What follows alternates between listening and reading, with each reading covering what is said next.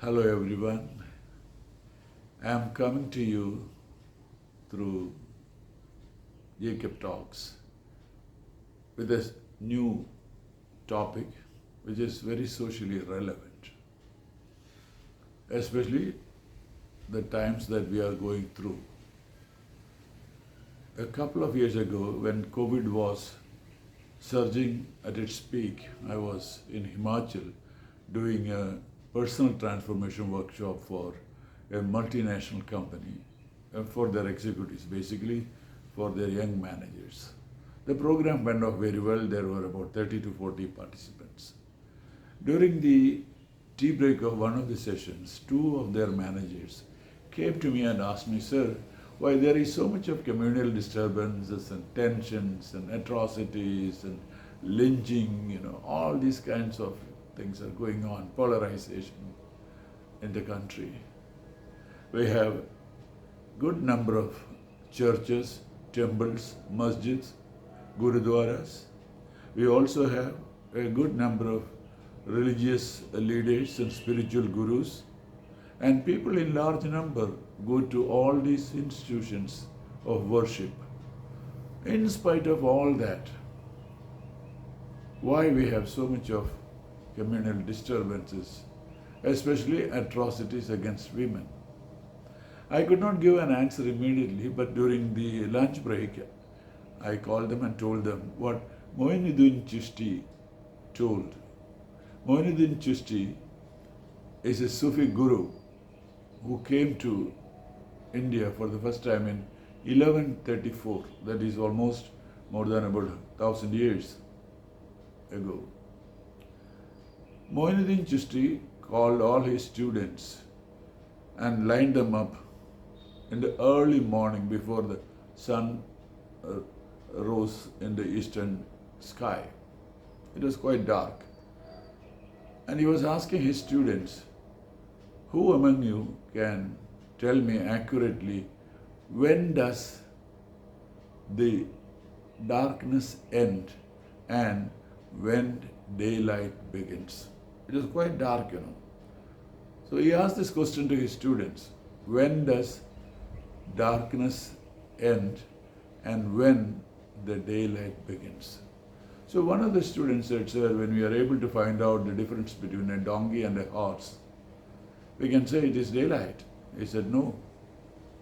Then another student said, "Sir, is it that, when you look at from a distance and find out the difference between an oak tree and a palm tree, you can say it is daylight?"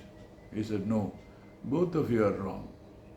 It is when you see a human being, be it a man or a woman, you should be able to see them as your brother or sister. If you are not able to do that, no matter what time it is still darkness only."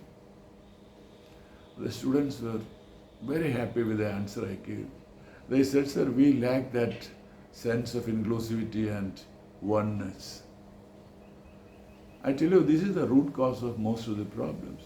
I also told them about what Plutarch talked about. Plutarch was a great Greek philosopher, lived in the 1st century AD.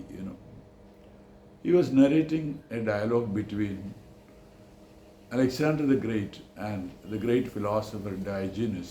They lived 350 BC. Alexander and Diogenes were together in one spot where Diogenes, the philosopher, was looking at a heap of human bones very meticulously for a long time. Then Alexander's curiosity prompted him to ask, "Hey, what is it that you are looking for?" The philosopher Diogenes said, "I am not able to find out what I really want to know." "Hey, what is that?" Alexander asked. He said, "I am trying to find out the difference between your father's bones and that of his slaves." Alexander's father had so many slaves.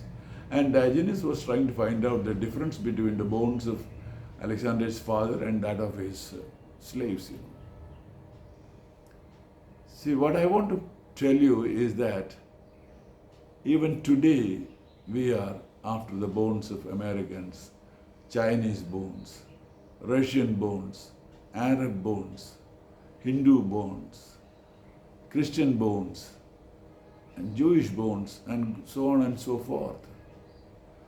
Once the flesh is gone from the bones, it is all indistinguishable. It all look the same. If you are able to assimilate, understand this stark and harsh reality, I tell you, this world will become a much better place to live. Once we realize this eternal truth, this perennial truth, we will not run after the faith or color or country of people. I think let us preserve this. If we can do this, I tell you, it will be a great service to the posterity. See, we are the keepers of this planet.